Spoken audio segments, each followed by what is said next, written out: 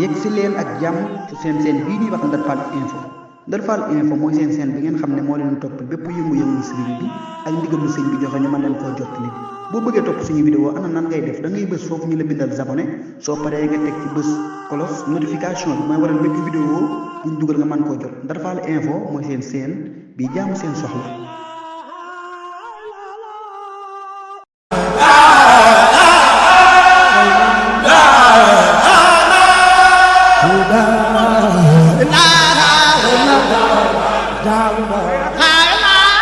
Ya jamba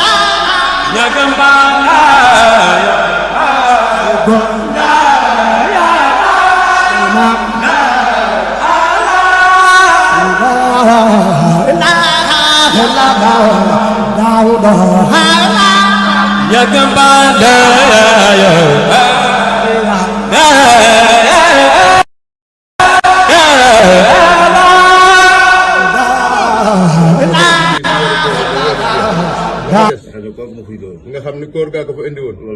loolu da koy jox sëriñ mooy sababu su mu indi lii nee na loolu ab siyaare la di la ñaanal mi ngi lay ñaanal nga yàgg ko jox rek murid yëpp sant nañ kenn ku ne def nga loo xam ne yaakaaroon nga ni doo ko mën waaye loolu yow rek la Mbàkke nee na duñ ci dara waaw lépp yow Mbàkke sant nañ baax gërëm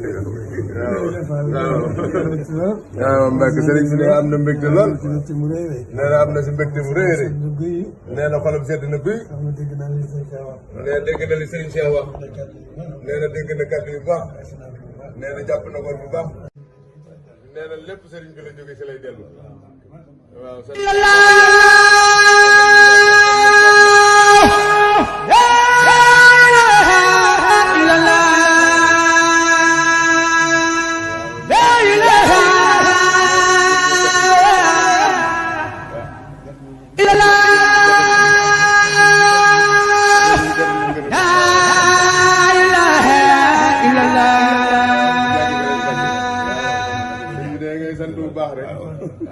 barkeelu ba nga ko yónnee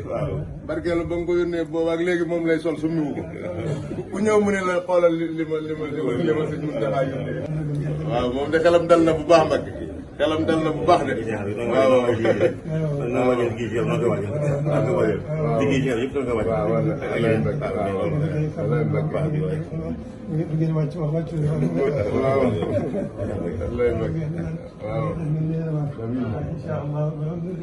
alhamdulilah Mbacke amiin amiin Mbacke amiin Mbacke amiin Mbacke waaw yàgg koo liggéeyloo rek waaw waaw waaw Mbacke jërëjëf Mbacke. yegg si leen ak jàmm ci seen bii ñuy wax Ndar Fall info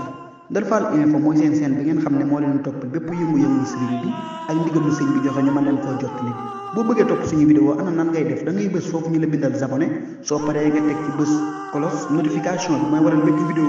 buñ dugal nga mën koo jot Ndar Fall info mooy seen bi jaamu seen soxla.